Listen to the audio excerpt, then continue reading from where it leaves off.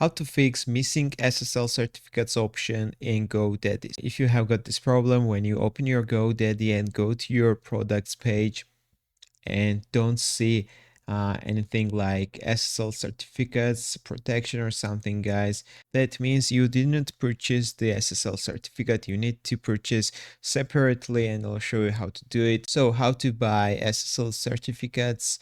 You need to go to main page and you need to click security on the top menu, and right here you'll see SSL certificates. You need to click it and scroll down. There are different plans.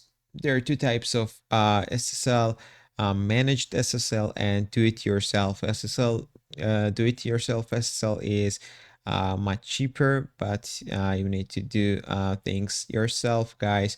And if you buy managed SSL certificates, you can see the prices are much higher. So here are some benefits you're getting from these different plans. If you buy only this one, the first one, you will get only one domain secured, guys. So you can click add to cart, purchase the SSL service, and once you will buy it, then you can go back to your products list, and right here we'll see SSL certificates option, guys. So that's all I want to show you. If this video was helpful for you, don't forget click the like buttons and don't forget subscribe.